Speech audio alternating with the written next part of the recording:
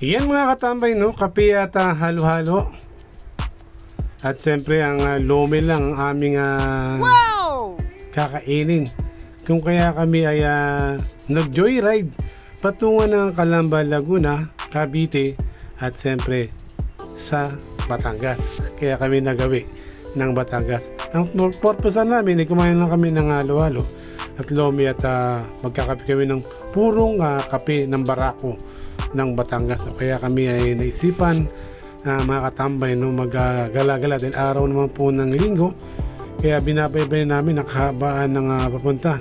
Ito po ay Alabang, no? Alabang Skyway sa ibabaw na yan, at ito nga Alabang Expressway, no?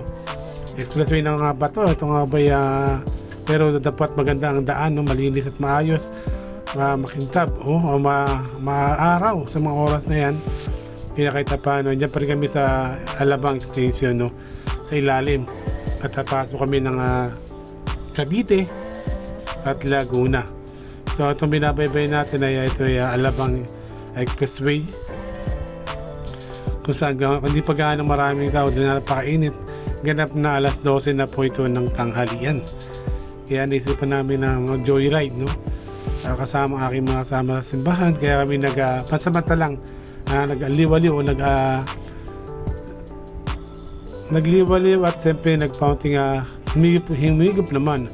Ayan, at kami nagpahinga sa 7-Eleven at bumili kami ng konting mainom na tubig. At ito palis na ulit tayo sa ating destinasyon, kung saan nag-CR muna kami dahil nga napakainit.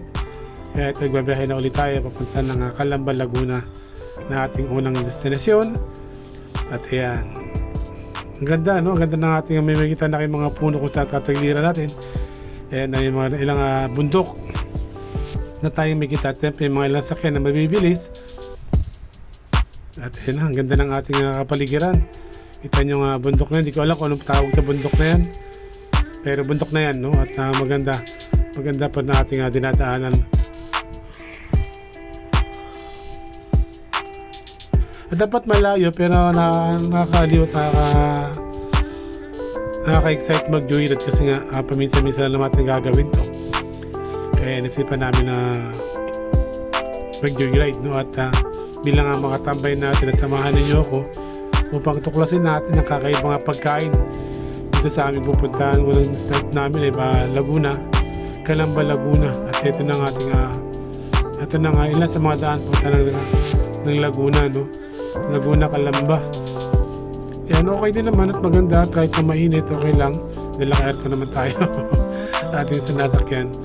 At ito na tayo, pasok tayo dyan at papahinga. Dito mayroon tayo magkita nga, ito yung Pure Gold na Calamba. Saan ay paalis tayo.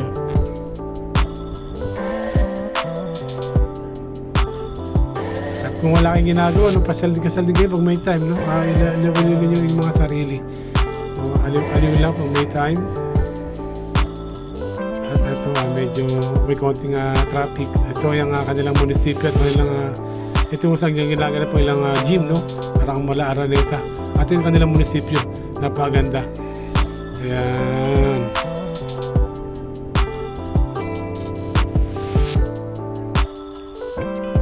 Tahimik at maluwalas ang panahon, pero mainit, no? At ito na, patungo na tayo ng Batangas, kung saan doon tayo kakain ng lome at ng halo-halo at magkakape tayo ng purong kaping barako, no? Ng Batangas, kung saan talaga sabi nga nila masarap. Pero itong kain natin hindi pa masyadong establish na rin natin, no? Pakilala natin sa buong sambayan ng Pilipinas na daylawin din ninyo ang aming experience sa lugar na ito at napakasarap ng kanilang pagkaing lome. So lome na naman aming titikman dito at maya konti tayo darating na doon upang tayo kumain ng lome na masarap daw ang sabi na ito na ating pinasok namin ng liblib na lugar nga lang, pero ang sabi ng aking nakasama ay sadyang maganda itong place na to. Ito, tingnan yung ganda nga naman, no? Yun, no? Oo na, wow, kita nyo. Preso at mahangin na, no? Parang presko siya, open air. Talagang presko nga talaga sa open air, oh. Oh, yun, Lori, ganda. So yan, yun, no? Si Leon Nilas, ayan, si Leon Nilas Bistro. Yan, kung may time kayo, punta ka rin kayo dito upang kumain, wala pa masyado. Yung ganda na kanilang setup at may mga kumakain na. At kami yung order na ng aming kakain.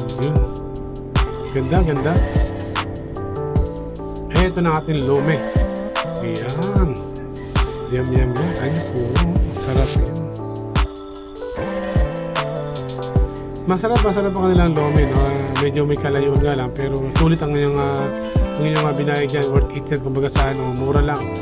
No, hindi sa gano'ng kamahalan at kita nyo ngayon, no? Sarap. Ikaw natin ang bahala maglagay ng ingredient mo yan kasi may mga ingredient dyan. Pero sa isang banda talagang masarap talaga pag lomeng Batangas. Hindi ang noodle, hindi ba kapal, maliliit lang. Talagang kita mo talaga na yun, ang lapat talagang lapat. Yum, kain tayo mga kapatid.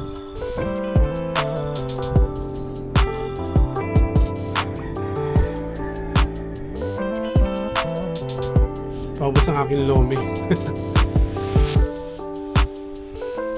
Kasi napakain, pero nung madaling lumamig sa dahil kanina mainit siya, ang lumamig na. At pagtapos namin magkape, ito na. Tapos namin kumain ng lome, basta sa akin. Kasama ko hindi pa. Ayun na nga, may mga dumating na mga bisita. May mga ilan na dumating na sakyan, yun na.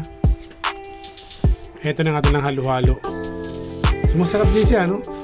Masarap din ang halo-halo nila. At pagkat mag-halo-halo, magkakape naman kami. Yun. Yan ang kapeng barako ng Batangas, no? Mura lang din yan.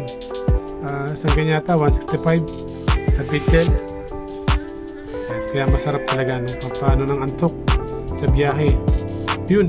Ito ang pinakamaganda sa ating CR nila. Yan ang binabayaran dyan, no? Malinis ang comfort room. Masabi mo na talagang mabibili ka sa ganda ng venue nito, no? At medyo may kalayuan nga lang, pero sulit, no? Leo Nilas, no? Leo Nilas Bistro, Batangas City. Ayan, kung may time kayo, magpunta rin kayo dyan at masarap ma-experience ninyo. Ito at pauwi na tayo, no? Ang ganda ng ating dinadaanan sa hapon. Nakikiganda.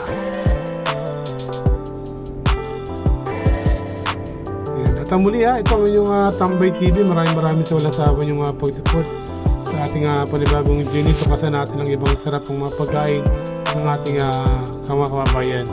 Ito yan sa Leonilas Bistro, Batangas City. Yan, ang ganda ng kapaligan. May mga bundok, malabundukin, no? Napakahangin sa labas. Muli maraming salamat. God bless.